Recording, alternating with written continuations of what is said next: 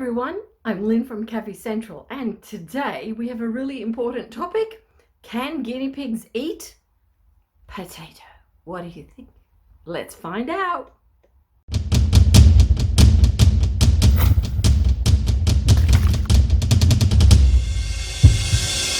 Hi everyone, I'm Lynn from Cavy Central Guinea Pig Rescue. Hi everyone, well I'm joined here today by my special guinea pig called Pinky. Pinky has two other buddies. He's a male guinea pig and he has two male friends called Brain and Nip. And you will have seen him on other social media, but not often does Pinky actually get any space on screen. So I thought I might share him here today. But that aside, our topic is potatoes, the common potato. Should guinea pigs eat these? What I'd first like you to think about is the fact that guinea pigs are ground foraging animals. And that means they really love, like Pinky's already found some grass here and he's slowly eating that, but they are ground foragers and they love grasses and greens that are close to and grow on the ground, but they don't dig. Guinea pigs do not dig holes in the earth, and in that respect, they would never have found or come across white potatoes. Now, the questions that have been coming up in the forums have been around weight gain. There's been some conversations in some communities with people mentioning that you can add russet potatoes to guinea pigs' diet to increase their weight. However, russet potatoes are white potatoes, and there's a few things I'd like you to be aware of first. I'd like to point out before we even begin, we don't recommend you giving white potatoes to your guinea pigs, but let's look at why. There's some discussion on now about the use of providing guinea pigs with russet potatoes. And with russet potatoes, they are in fact a white potato. They were commonly grown in America and they're quite commonly found around the world now. But essentially they are a white potato, and all white potatoes are members of what we call the nightshade family. Now, in particular, the problem with white potatoes that I want to share with you, which is really important that you understand it, is that they contain a toxin called solanine. Now, solanine is in all white potatoes, but it changes in different levels throughout the life of the potato. So when the potato is first formed,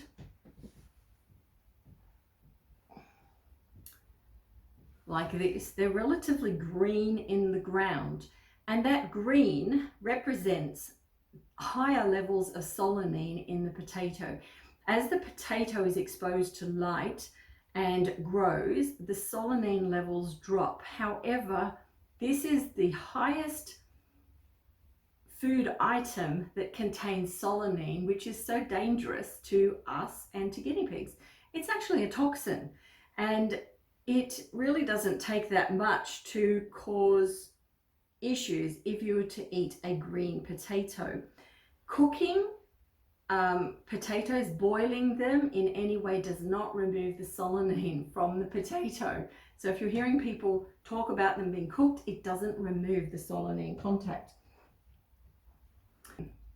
The reason that potatoes contain so much solanine is actually to deter insects, and I've dug this up, but you can see here this potato has already been attacked by insects in the ground.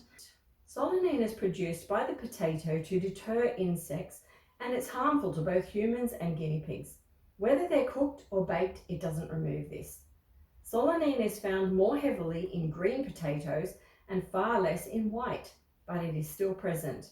This is also why the leaves and the stems of potatoes are never eaten, as they're even higher than that of the potato. This is also the same for tomatoes, including their leaves and stems. I hear you ask, perhaps we should not give them tomatoes. Well, don't worry about this, as the highest and most dangerous levels are in white potatoes and relatively low in tomatoes by comparison, which also has other very high nutritional values. I'll talk more about them another time. Ingestion of solanine in moderate amounts can cause death in humans. One study suggests that doses of 2 to 5 milligrams per kilo of body weight can cause toxic symptoms, and doses of 3 to 6 milligrams of body weight. That means if you eat a 450-gram potato, and I should weigh this one, if you eat a 450-gram potato that has surpassed the acceptable level of 20 milligrams of solanine per 3.5 ounces, which is 100 grams, it would be enough to make a 50 kilogram or 100-pound person sick. So if we reduce that comparatively with the size of a guinea pig, this is why the toxicity is so high. They don't have to consume that much for it to be toxic in their system. So you tell me, is it worth the risk? I don't think so, and neither does Pinky. Toxicity poisoning also comes in the form of neurological issues leading to death. And if you were support feeding an animal using this as a food supplement, you may well think that they died without making the connection to solanine. If you didn't know it existed in white potatoes, you would never know that was the actual cause of death. So, can guinea pigs eat potatoes at all? Well, what do you think, Pinky? Yes, of course they can. And this is a sweet potato. Now, sweet potatoes and yams do not contain any solanine. None. We don't have to worry about it. And I left this little shoot on because actually they can eat the leaves as well, and so can we. So sweet potatoes are an absolute yes for guinea pigs. I wouldn't give them a lot of it, but certainly as part of their menu and diet, if you are cutting up one of these, they will certainly enjoy a little cube of it, definitely. Sweet potatoes are a highly nutritious food and a source of fiber, beta-carotene, vitamin A, vitamin B6, vitamin C, thiamine, niacin, potassium, copper, calcium, and even vitamin E. So these little gems can definitely be fed to your guinea pigs. Okay, so on the screen I have a comparison between oats and russet potatoes in the event that you are wanting to use a food source to actually increase their weight. You can add oats to their pelleted mix, and I would only add them occasionally, not all of the time, but because they are a higher caloric food, they can help them gain weight. So does corn, and so does giving them corn husks and the silk, which they all love. It's natural, it's green, and it contains a lot of vitamins and other advantages like fiber too. So rather than dig under the ground for these potatoes, I think it would be far more of value to use something that is natural to them that they would like. You're being such a good boy. You really are. Do you want some more? Yes, yeah, want this one? That one. It's okay. It's okay. Essentially, when things are higher in calorie value, that's when animals can gain weight.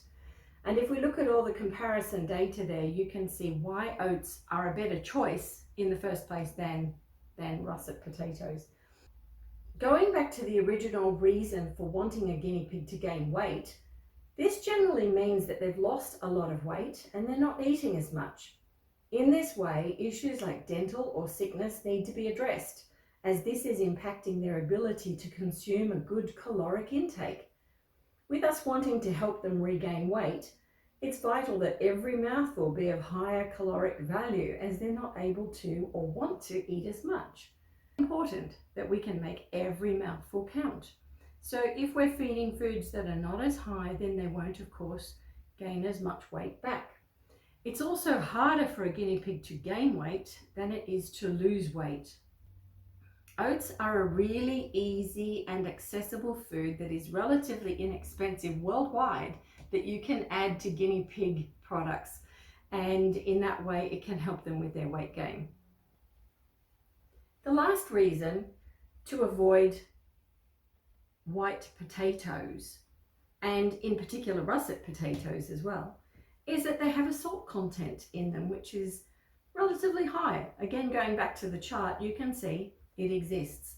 Now, we don't need to feed guinea pigs salt. It's not necessary in their diet, but at some stages we don't need to give them excess salt either. So it's just another reason we don't need to give them white potatoes.